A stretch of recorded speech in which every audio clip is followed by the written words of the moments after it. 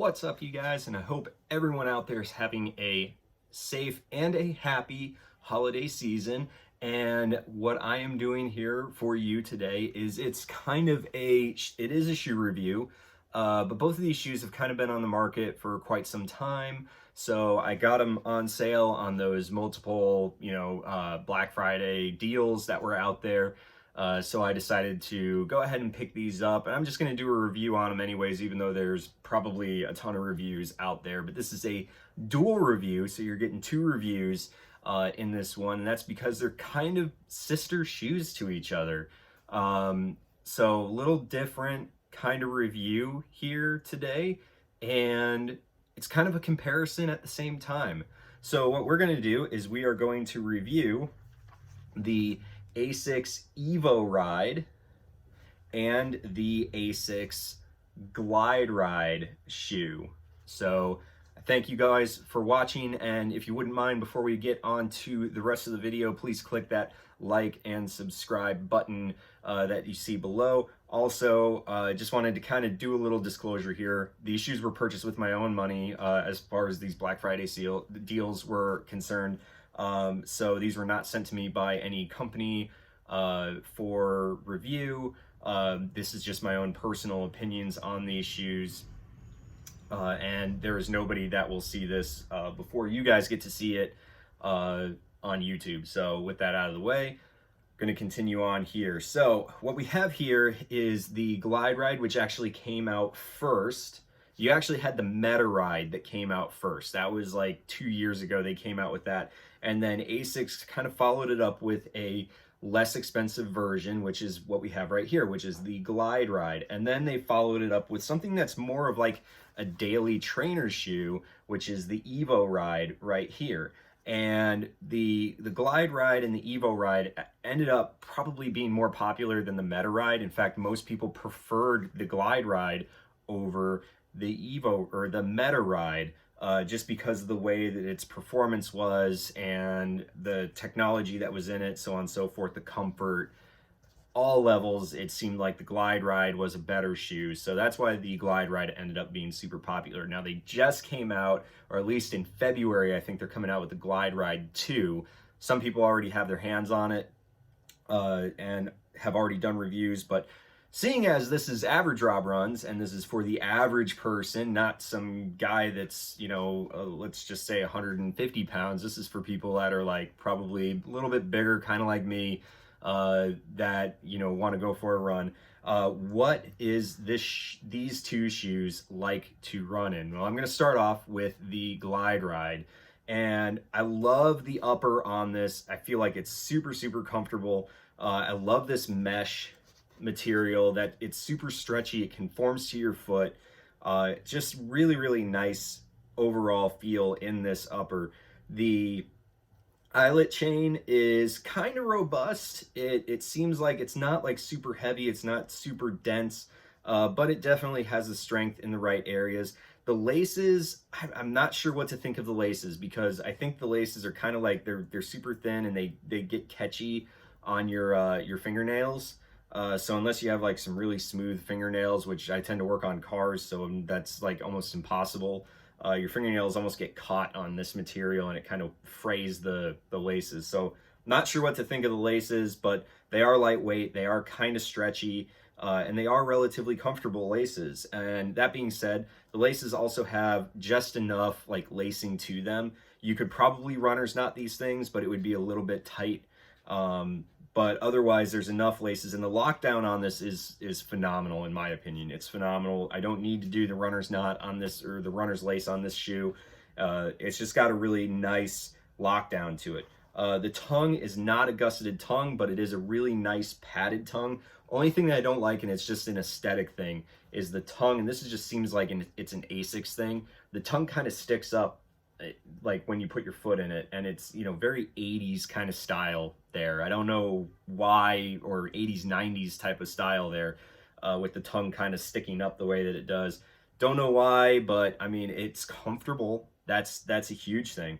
So back here around the heel pocket area, you got some really nice plush padding right back here. and a really nice pocket.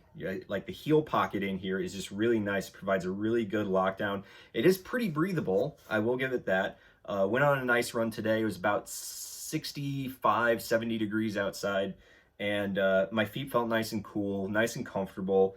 And even inside, the amount of cushioning that's inside from that insole is just super nice. And you really feel it mainly up in that toe area. Like there's just a lot of cushion there. So if you're kind of a mid-foot, forefoot runner, that's what you see right here. And my cat's kind of stealing the show, as you can see. But that's really, it's just a super comfortable shoe when you put your foot in. And the other thing that I like is, okay, that heel counter right here is super stout. And that's actually nice for stability in this shoe. That being said, there is a little bit of instability in this shoe, and I'll get to that here in a second. So the midsole here is a flight foam. Let me just make sure. Yep, flight foam type of foam here. It's not flight foam blast like what you get with the Nova Blasts, but it is a flight foam material, and this is kind of like a dual layer material here. So you got kind of a softer and then also a firmer type of flight foam. So one is to kind of absorb the impacts, the other is to provide a little bit more energy response. And then you've got a little bit of exposed gel. So it's not, you know, it's a gel shoe. That's an ASICS thing. So it's got gel in it. They have it a little bit exposed right here. And that's good because it provides just a little bit of that impact resistance when you're heel striking in this shoe. And this is definitely made for a long run, which is my type of running. Absolutely love long runs. So this is definitely perfect. And then when you go to the outsole here, the outsole has all of this ASICS high abrasion rubber, AHAR rubber, going from heel to toe. And you'll see that it's got this guide line, is what they call this, guideline with a decoupled groove right down here, which provides a little bit of bounce if you tend to land midfoot, even if you're landing on a heel strike, which this is definitely not a heel striker shoe. But if you're landing forefoot, it definitely provides that little bit of bounce in your foot. Now, what you see right here is this plastic or TPU, not TPU, but anyways, it's just like a plastic plate. It's not like a carbon fiber plate like what you see in some of the race shoes, but it's a plastic plate.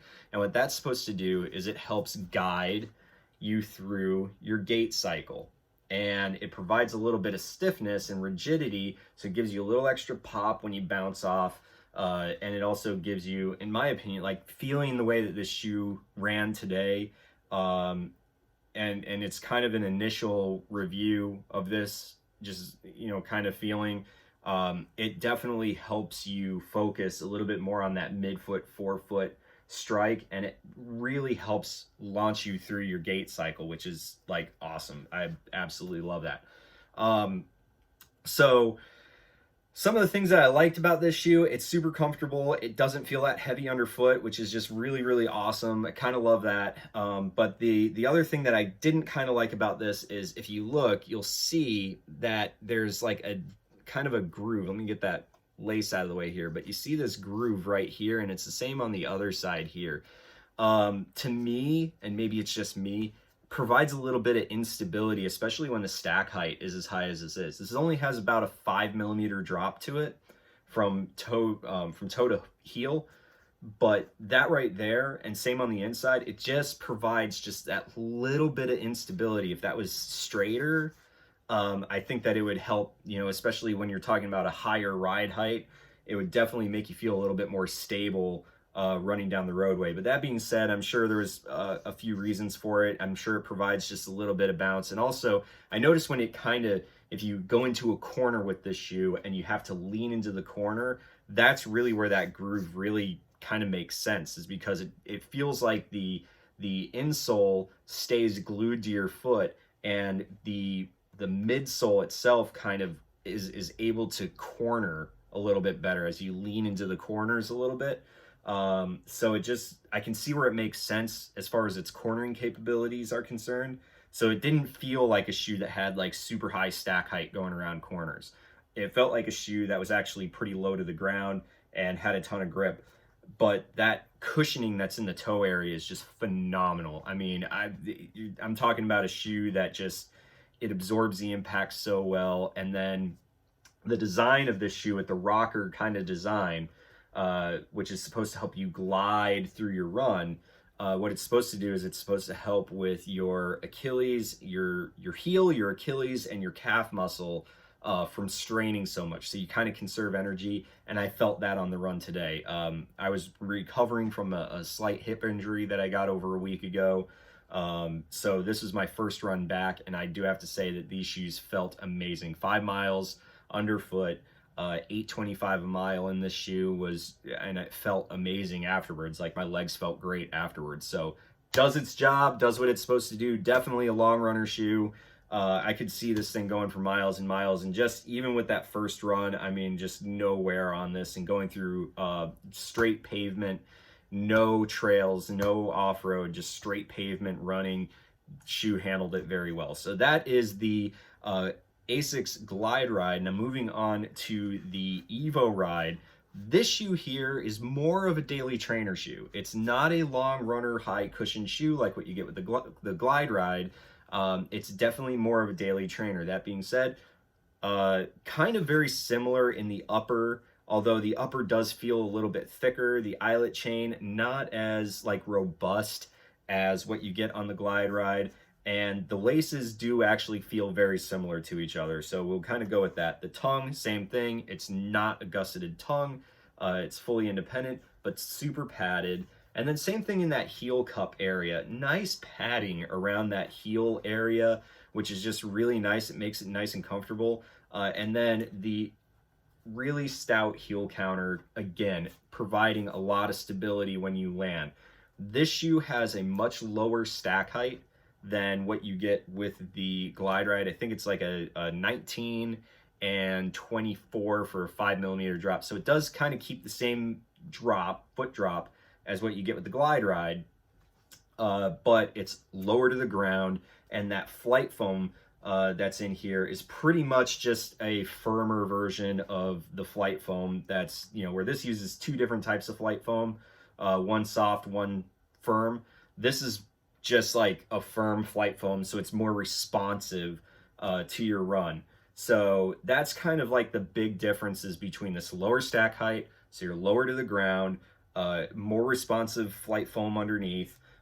So it's, as far as its shock absorption is concerned, if you're looking for like a super cushiony, comfortable running shoe for long distances, this might not be your best option. Your best option is to spend a little bit more money and get the Glideride, to be completely honest with you. But this is still a very good shoe as far as your daily trainer is concerned. And why is that? Well, because this shoe is able to pick up the pace a little bit better. It's a little bit lighter, being that it's closer to the ground, so you get a little bit more of that road feel.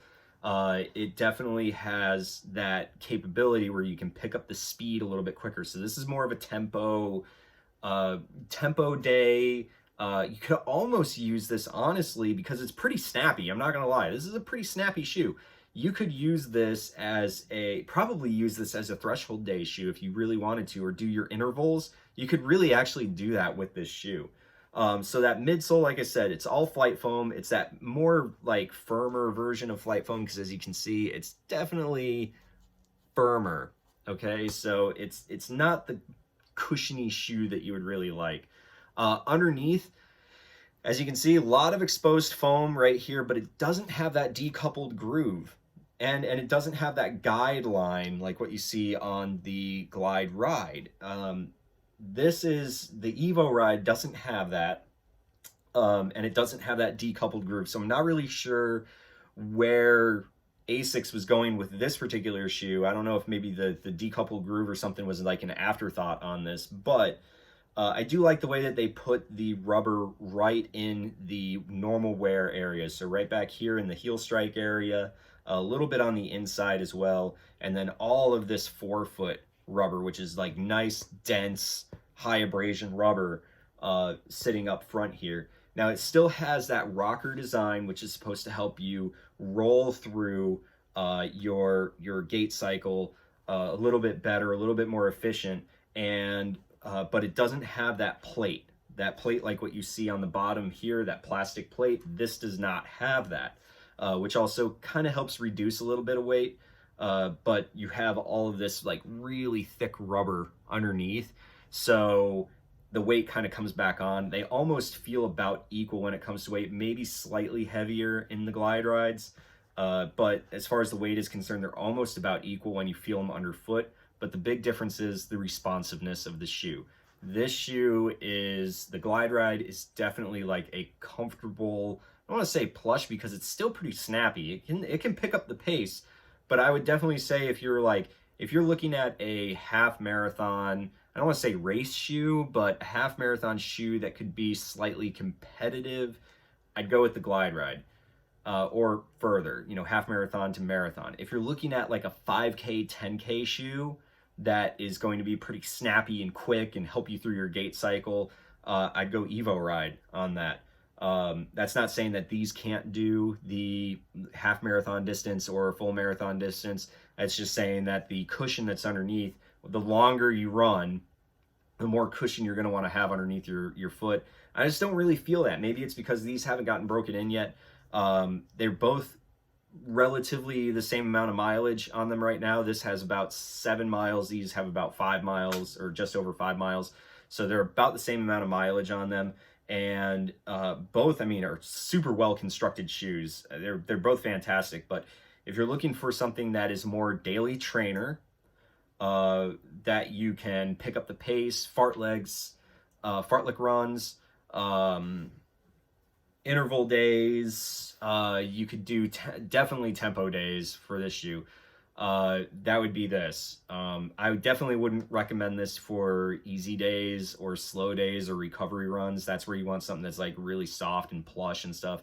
The EvoRide is not that shoe. It is not the comfortable plush runner that you would kind of want on a recovery day, an easy day, or a long run day. It's super responsive. It's a great shoe. It's a great trainer shoe.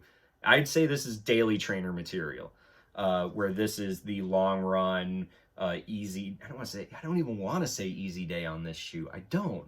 But long run shoe, I could do easy day on this, and definitely I would say a recovery run, because it kind of helps you, if you're sore and whatnot, it helps you kind of guide through your run, just by using the shoe. So I would say, yeah, recovery run, I could do that. Now I will say this, in the Glideride, yes, in the Glideride here, you can do tempo days.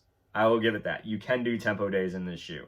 I wouldn't necessarily recommend it because I think it's just not snappy enough to do a tempo day, but you can do a tempo day in this shoe for sure. I just wouldn't say this is a interval day or a threshold day type of shoe. This is your threshold day. This is your tempo day. This is your interval day type of running shoe. Right here is the EvoRide. So being that I got to run in both of these shoes in the Ride family, which one do I recommend? I would definitely recommend the Glideride, hands down, because to me, it's still daily trainer material. It's still got the durability that you can go with this. You can still do tempo runs, easy days, long run days, recovery runs. You can do all sorts of running in this shoe. I would hands down recommend this shoe, the Glideride, over the EvoRide for just about anyone out there. But if you are looking to do more interval training, more quick-paced type of running, definitely go with the EvoRide. I think that's going to be your better bet, and it's also less expensive too. So that's something to kind of consider as well. So hope you guys enjoyed the video. It's kind of comparing the two. They're vastly different in the way that they handle things. So I hope you guys enjoyed the video. Again, here's the ASICS Glideride shoe, which is a fantastic long runner shoe. You got the EvoRide, which is a snappy daily trainer type of shoe. Both I think are just fantastic looking shoes, very high quality build shoes, something that you come to expect from a company like ASICS. So Hope you guys enjoyed the show, and please click that like, subscribe button below, and hope you guys have a happy holidays, and as always, enjoy the run.